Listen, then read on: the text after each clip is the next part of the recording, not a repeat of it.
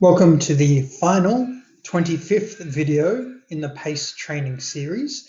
This training video is just some final checklists to go through if you're a facilitator about to run a PAICE workshop. Starting with language. So if you've used the earlier PAICE tool, the tool was not multilingual or bilingual. If you change language, then it would cause it to crash. In this latest version, it is actually multilingual. Now, what this means is, for instance, on Module C, you can see that the language is English. We've got some example data in here, and you'll see everything here in English. If we were to change that to French, for instance, you will see that everything updates, and we are still getting everything at the end. Because the data that was inputted was originally in English, anything that was a text input is still kept the same. But it's set up now that, for instance, in the categorical inputs, you can see here it was put in English, but if you were to do it again, then it's offering you the French versions. Now, this is particularly useful if you are working through something. You're working through a question, there's a question here, and you think, it's been translated, it's not making sense, I can't make sense of what this question means. The group is discussing, they don't know how to answer it. So what you can then do is press Control G, and that's the go-to box, and it will ask you for reference. Simply type L. That will take you back to language, where you can then switch back to English, the original language, and then go back and check. So all you have to remember is what tab you were in before you go to language. So again, that's Control G, and then L will take you to the language setting. The second thing is the compatibility. So this is in Module B. There is two key things that lead to the compatibility of this file on your machine. The first one is the XLOOKUP function. So essentially, a lot of the calculations are made within the PAICE tool using this XLOOKUP function. It's a dynamic function within Excel, and if you have an earlier version of Excel, the XLOOKUP function doesn't work properly. So if you are seeing this, saying incompatible, and the XLOOKUP function is not working, you'll see red.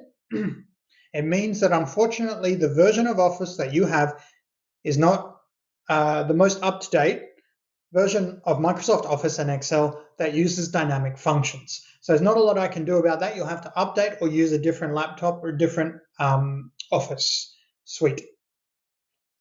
The second one is this macro function. So if you have the XLOOKUP function working, but you have the macro not working, it's not a deal breaker. Essentially, the function of the macro is this button here, which I press, and it resets the file completely new.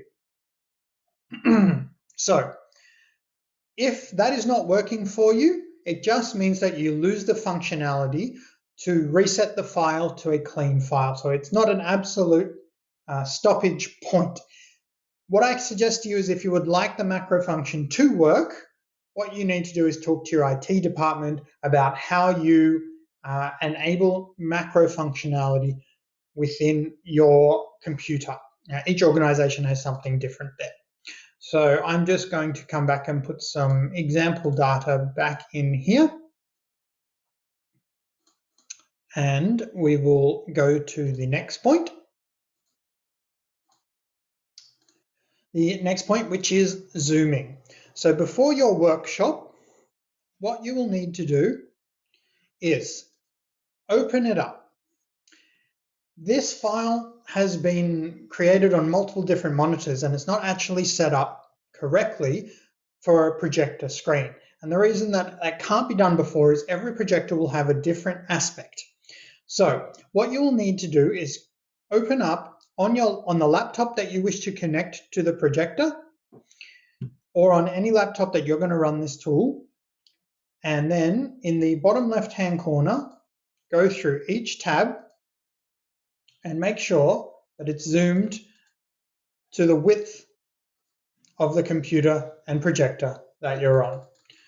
So that will take a little bit of time in order for you to get all that right, but it's really important that you do that so that everybody doesn't have a tiny screen. So in the bottom right-hand corner, there is your zoom function, or if you'd like, you can press the control button and scroll your mouse, and that will allow you to go in and out so that you get the right width on your screen. The next thing to remember is if you're holding a workshop, you should have already sent your pre-filled data to me, usually 2 weeks before your workshop, so that we can go through and make sure that data is correct, there is no big issues there, and we move ahead. When you get that from me, I will upload that into the system, and then you will be able to access it in B. So for instance, here, if we were to say go to Northern Africa, there is 3 files related to Northern Africa.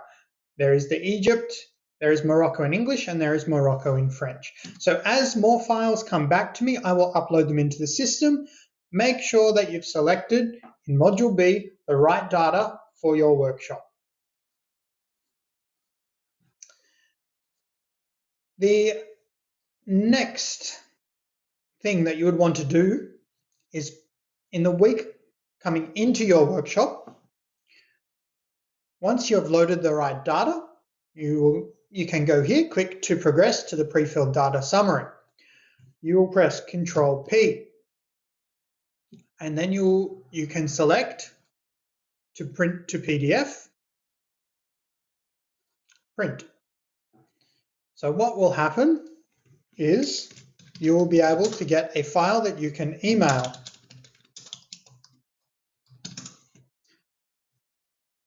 So that prints, and this is what it will look like. It has got the introduction to PAICE. It's got the system that you've modeled for, the priority production constraints, the priority climate hazards, and the certainty of data that you are working with. So we suggest that you would print this and email it to your participants a week before your workshop so that they know what they are going to be discussing. They can start thinking about those priority production constraints and climate hazards. And they might even email back saying, oh, we can see you've got really low data for a really low data certainty for a particular thing. Have you looked at this data set or that data set? We really want to improve that before we get to workshop day. The next thing to remember is when do we break into groups? So you've got your first session on workshop day where you're probably going to pull up this printout and show everybody the system that you've modeled, the key constraints and otherwise. What you then want to do, once you've introduced everything, you would then go and say, we're going to do Module A now. This is what Module A look like. It's got different elements. As a big group, you then want to fill out this A-. So for example, what this will look like is you'll open up on your projector this sheet. You can nominate up to 40 different adaptations in your long list and ask the room to discuss and start to think about these different adaptations. You want to do this as a big group, not as a small group. So what will happen then is you will agree on a short list. Now here there's only 4, but your long list should be longer. Really, you should be getting between 10 and 30 long listed adaptations. Just because you put them here does not mean that you have to evaluate them after. Then what you want to do is save that file, close it, and duplicate it, and then give to the groups. And that's the point. Maybe in your first tea break, where you want to get your groups to separate out from the big group and each will have a file. But what you want to do is to make sure that two groups don't assess the same adaptation option, because when you put the file back together, you don't want to have two groups that have analyzed the same adaptation option, because then the tool does not know which one is valid if there's differences in what they've put in. So you might want to, when they break into groups, say this group is going to do adaptations 1, 2, 3, this group 4, 5, 6, this group 7, 8, 9. Set out when you're breaking up which groups are going to do which options. Then the group work would start on module W, where they enter in who they are and how to contact them.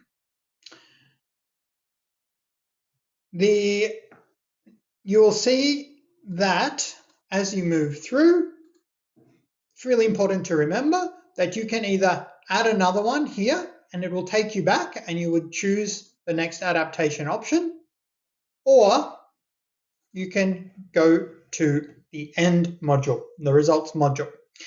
In the module, you can include or exclude. So make sure people know that they can go and include and exclude things based on the discussion, saying that we need things, for instance, that do not make sustainability worse. We need things that do mitigate climate change. And these will then update the results.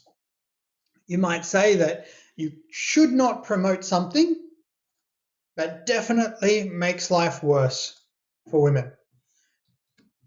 Start to have these discussions. This is not just should we or shouldn't we, but it should be discussion around it, and make sure you use the notes area.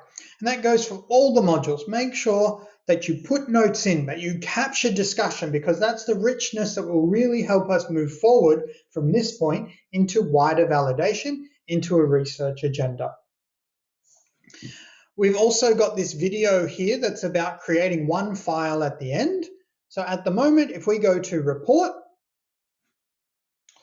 this will just be the report for the one group. But if we follow the process in creating a combined report, then it will give it for everything. And you can actually get that in the final tea break, where you can then generate the final results and report.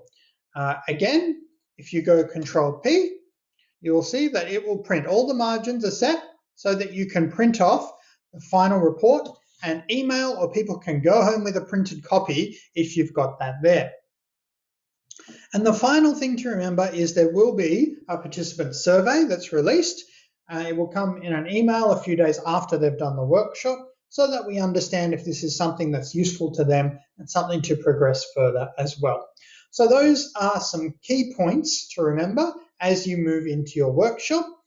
As always, in your workshop, if you're having problems or otherwise, of course, it's dependent on the time zone. As we know, West Africa, for instance, to Australia, the time zones are not good, but you can message me on WhatsApp, and if I'm available, I will do my best to respond as quickly as I can.